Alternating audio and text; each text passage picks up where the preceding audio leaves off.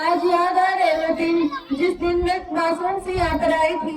मैं जाने पता नहीं था कि यहाँ पर मेरे 15 साल निकल जाएंगे। जब छोटी सी मैं रो रही थी तो किसी ने सीने से लगाया था, गोद में बैठाकर चुप करवाया था। मैं जब ना समझ थी तो मुझे समझाया था, मेरे नन्ही नन्ही हाथों को पकड़कर उन्होंने लिखना सिखाया था। कैसे कहती हूँ कि माँ जैसा कोई नहीं होता, कैसे कहती हूँ कि माँ जैसा कोई नहीं होता। मुझे तो मैं मैम ने भी मेरी मम्मी जैसा रखा था। मेरे पापा उस दिन मुझे एक शख्स के हाथों में अपने हाथ थमा गए। मेरे पापा उस दिन एक शख्स के हाथों में अपने हाथ थमा गए। उन्होंने अपना बनाकर मेरे हौसले बुलंद बना दिए। ये लाइन मेरे संदीप सर के लिए थी कि आपको देखती हूँ तो सोचती हूँ कि कैसे कर लेते हो इतना सब। आपको देखती हूँ तो सोचती हूँ कि कैसे कर लेते हो इतना सब। न जाने कब मिलेंगे आपसे हम फिर दोबारा, याद आएंगे ये दिन हमें फिर से। उसके बाद में यहाँ पर जैसे कि मुझे भी पढ़ते हुए 15 साल हो चुकी हैं।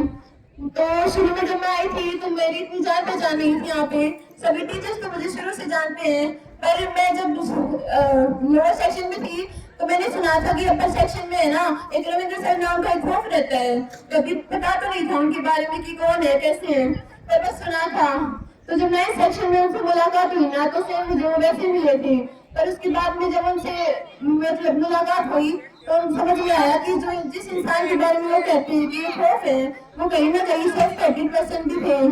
हमें मोटिवेशन के साथ साथ में कहते थे कि तुम तो कुछ नहीं कर सकते नालायक हो, क्या मेरे यहीं पे नाम खराब कराओगे क्या। आप मुझे जब गेम पीरियड लेने जाते थे तो कहते थे बुलाऊंगा तुम्हें गेम पीरियड, नंबर आते हैं तुम्हारे जब। फिर पीछे जब पूछने आते थे किसको चाहिए गेम पीरियड, अब बच्चे भी हम डाउट में पड़ जाते थे कि भाई हाथ उठाया तो मर गए, ना उठाया तो मर गए। कई बार तो ऐसा होता था कि सही में रविंद्र सर की गेम पीरियड देने की मन में होती और हमें लगता कि बस इनकी पीटने की मन में आ रही है और अभी हमें ढूंढ रहे हैं कहीं ना कहीं से। उसके बाद में दिनेश सर फिजिक्स है ना, खौफ तो मान लो कि दूसरा नाम वो भी फिजिक्स ही है। बच्चे है ना इतना डरते हैं फिजिक्स से। मैं भी डरती थी कि फिजिक्स में जैसे मान लो पहले तो 3 चैप्टर होते हैं, बाद में तो पूरा सब्जेक्ट बन जाएगा। पर फिजिक्स के इतने खौफनाक सब्जेक्ट के टीचर है वो दिनेश सर, फिर भी उनके स्माइल से ऐसे नहीं लगता कि वो इतना बेहतर सब्जेक्ट भी पढ़ा सकते हैं। उनके साथ रहते रहते मैंने बहुत सी बातें सीखी है। वैसे तो हर बात को भूल जाते हैं, पर जो है ना उनको बीपी आई होता है ना तो ना वो ऊपर का देखते ना कुछ नीचे का देखते, वो बस दे लात दे लात दे लात। तो सर ये बात छोड़ दो, क्या पता कहीं पे कुछ गलत लग जाए। और इसके बाद में आते हैं अनिल सर। अनिल सर जो है ना वो सभी बच्चों के आइडियल होते हैं, क्योंकि ना तो उनकी नाक पे कभी गुस्सा देखा है और ना ही उनकी मायूसी देखी है। वो हर टाइम भी इतना मुस्कुराते रहते हैं। जब अनिल सर से पढ़ने बैठते हैं ना तो ये सोचते हैं तो गलत आंसर होने पर भी सर कहेंगे बर्दाश्त हो जाए। हमने स्पीच को कंटिन्यू करके बताना चाह रही थी कि यहाँ पे फिर यहाँ से जुड़ने के बाद है ना मुझे एक नई ब्रांच में एडमिशन लेने का मौका मिला था। तो वहाँ पे जाने के बाद मैंने एक टीचर से मिली थी, तो वहाँ पे मेरे को संजीव सर मिले। संजीव सर कहते हैं कि मेरे में इमोशन नहीं है, बट है ना वो सिर्फ अगर इंसान को स्ट्रॉन्ग बनाने के लिए कहते हैं। पर आप कभी देखिए ना वो हमेशा आपके सपोर्ट में मिलेंगे। ऐसे प्रैक्टिकल इंसान मैंने अपनी लाइफ में कभी भी नहीं देखे जो हमेशा इमोशंस को साइड में रख के और अपने काम को अपने आगे रखते हैं। उसके बाद में मैं एक लाइन और कहना चाहूंगी स्कूल के लिए कि यहाँ पर मेरे दो मतलब यहाँ पे जो मेरे 15 साल बीती है ना, सच बता रही हूँ मेरे को बहुत याद आएंगी वो दिन। और उसके बाद में अभी जो बना कई बार बैठती हूँ तो मतलब याद आ जाती हूँ सारी बातें स्कूल की। स्कूल लाइफ सिर्फ लाइफ में एक बार मिलती है और यहाँ पे मुझे ना बहुत सारे टीचर्स और मेरे जो दोस्त है ना उनकी बहुत सारी यादें मिली हैं। तो अब मैं कहना चाहूंगी कि मेरी जो 12th क्लास थी ना, शुरू में मैं मतलब एकदम केयरलेस थी, ना मैं पढ़ती थी ना मेरा कोई भी एम था कि मुझे ये चीज करनी है।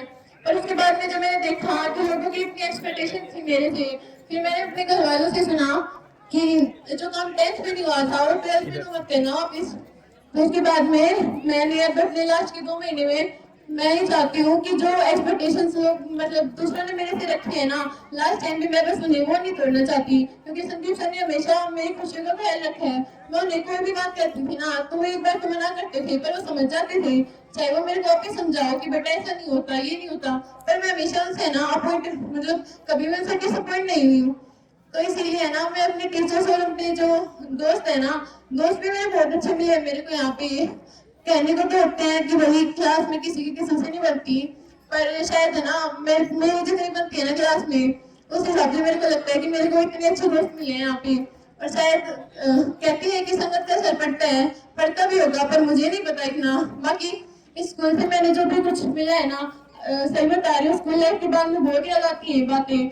बच्चे कर देते हैं डिसरिस्पेक्ट टीचर को कई बार, पर वो ये नहीं देखते कि टीचर का प्रोफेशन में होना भी बहुत मुश्किल काम होता है। टीचर्स को भी पता है कि सामने वाले बच्चे आपके बारे में क्या सोच रहे हैं, पर वो फिर भी कभी भी आपके बारे में गलत नहीं सोच सकते। तो इसीलिए ना हमेशा अपने टीचर्स की रिस्पेक्ट किया करो। मजाक से बात अलग होती है, मजाक अगर आप टीचर से करते हो ना तो कभी बुरा नहीं मानते, बट अगर आप सीरियस, अगर आप उनके आगे कुछ पीछे अगर उनके कुछ रहते हो ना तो वो चीज बहुत गलत है। मैं आज यहाँ पर स्टेज है ना अपने जो लास्ट दिन है यहाँ का, तो मैं अपने सभी यहाँ के टीचर्स को और सभी है ना मेरे दोस्तों को थैंक्स कहना चाहूंगी कि मुझे कितनी अच्छी फैमिली मिली है जिसमें लाइफ टाइम है ना सबको बताऊंगी। Thank you.